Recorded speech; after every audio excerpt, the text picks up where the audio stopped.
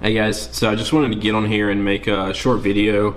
I've gotten some messages on my Instagram asking about, just advice and stuff. Young people who want to become a pilot, who are maybe thinking about becoming a pilot, and they're kind of looking for advice. They're asking questions like, how did you become a pilot? What were the steps that you used to accomplish this goal? And so I figured I'd make this little video and kind of talk about that a little bit, about who I am and how I became a pilot, and kind of backtrack and go back to where all that kind of started.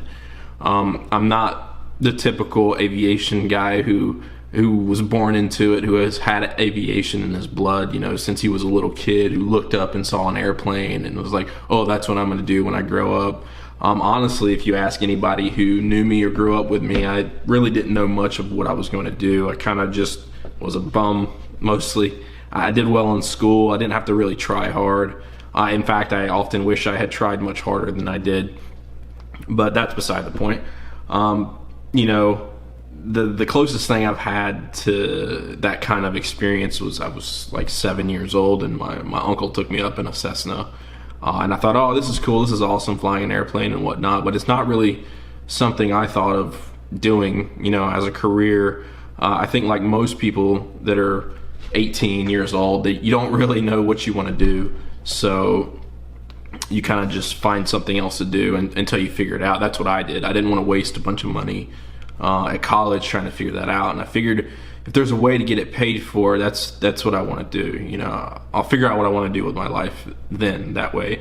So ultimately I decided to join the military right out of high school. 2008 I went in the Navy, and I ended up going in the submarine force. My original plan was just to kind of I want to go in the Navy and do 20 years and retire, and then I'll figure out everything else after that. I wasn't really in a rush. It sounded like a good way to get your education paid for, get free travel, great benefits, great pay, see the world, and really experience life early. And that was the biggest driving force that kind of got me out of that small town that I grew up in. I graduated a class of 38 people, so pretty small town, and didn't really know where I was going. So I decided, the Navy was probably the best bet for someone who just wanted to experience life pretty early and have some stability there. So I did that, and ended up having a really great time. I got stationed in pretty awesome places. My first tour was Pearl Harbor, Hawaii. I got 2 deployments and got to see a lot of the Western Pacific with that, and still young, still kind of like, surfing, diving, fishing, sailing, just having fun, not really thinking about where I want to go or what I wanted to do. I just wanted to have fun along the way. So eventually, I ended up having kids in that process, and I have 2 toddlers.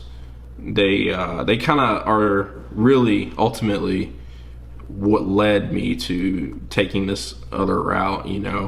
I kind of reached a point where you have that moment of like, man, I really need to start doing better for myself. I want them to have someone to look up to. And this was fast forward, I was in Italy at this time, my second tour. I ended up going to shore duty in Naples, Italy. And while I was there, that's when that kind of came about. I was just like, I got to do something better. I got to go to school and give them someone to look up to, and they're really the biggest influencer of why I chose to do this. I reached that halfway point. Every guy in the military, you get in and you're like, okay, you either get out after your first tour, or maybe you go and do a second tour like me. You get to shore duty, and you're 9.5 years in. If you enlist again, you stay in the full 20. Why not, right? You're really close. You got 10, 12, 14 years in. At that point, why not stay 6 more and get the retirement? But it's a very critical point, when you reach that halfway point and you're like, I either stay in and make this a career move, or go do something different. And that's what I did. I decided it was time to do something different. I had my fun. I really enjoyed it. It was a good experience. I'm really glad I did it, but I decided it was time to switch careers. And I came across this school. I did some research online, just like anybody else who's looking for answers. I went to YouTube and kind of just did my own little research and talked to people and whatnot. And I came across this university. They had really good advertising, to say the least, and it kind of grabbed my attention to a point where I was like, this is it. This is what I want to do. And it's a little aviation university. It's Embry-Riddle. They're down here in Daytona Beach. But I wanted to get some college done in the meantime while I was still on active duty. So what I did was I took some online classes with them through their worldwide program and did some general edge classes, all the maths and English and social sciences and all that stuff. I did that, and I was like, you know what? I also want to do my private too, because a lot of what I was finding is that you should probably show up to the university with your private already done. That way it kind of helps you succeed a little bit better. They like for you to know that that's what you want to do, because it's an investment. It costs a lot of money, and if not for the military, I don't think I would have.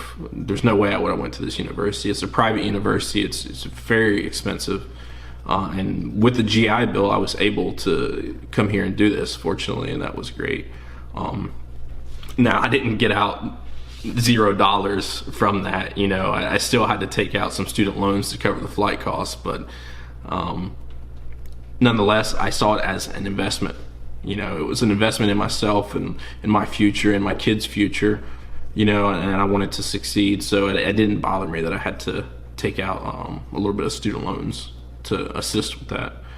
But I ended up doing my private in Italy while I was stationed there. So I got that done. That was pretty cool, flying all around Italy. Really beautiful scenery. It was six-pack grass landing strip, uncontrolled airfield. It was really backcountry flying, paper charts. There was no GPS, non-radar environment. It was really cool. It was a light sport Tecnam. So that was a really good experience, and I'm glad I got that in my private course. But fast forward a little bit, I finished that up, finished my active tour there, and I discharged in the summer of 2017, and then in the fall of 2017 I started full-time as a residential campus at the residential campus here in Daytona Beach as a full-time student, doing my undergrad in aeronautical science.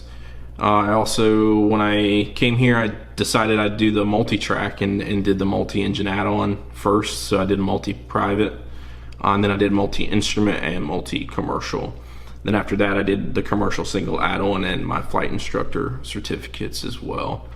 It was a really, really tough process. I'm not gonna lie. It was one of the most challenging experiences ever as a full-time student doing college classes and doing full-time flight training as well, three, 4 times a week.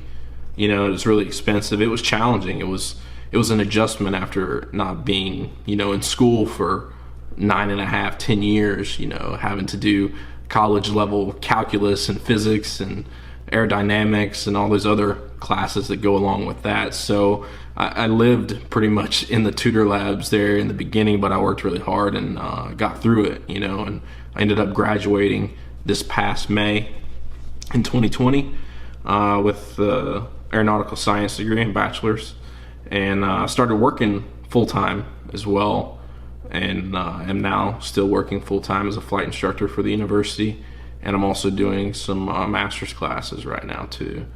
So to go along with that, I mean, that's kind of my story of how I became a pilot. I started in the military. I think that's a great option, even if you're young and you want to go in the military. I think that would be a really good career move to go fly in the military. I did my time in the military, so I decided just flying commercially would be good enough for me, and it's exactly what I want to do now. Now that I'm doing it, I couldn't be happier. It was probably the best move I ever made, really honestly. And how can someone else, become a pilot? I think really it's something that honestly you just have to face the fact that it does cost money. it's going to be expensive, and finding those loans can be tough. But I mean, honestly, going to college, right? There's some ways that you can do that there, getting some financial aid through that, getting military scholarships as well. You can do that, or you can do what I did and just go in the military first and get that GI Bill. And you know, if it's something you really want, you'll figure a way to get it done. You know, and I hope that helps. And if anybody else has, you know, any other questions, feel free to reach out to me on my Instagram. It's pilot_Gibbs, or you can, you know, send me a message here via the YouTube comments or whatever. Thanks.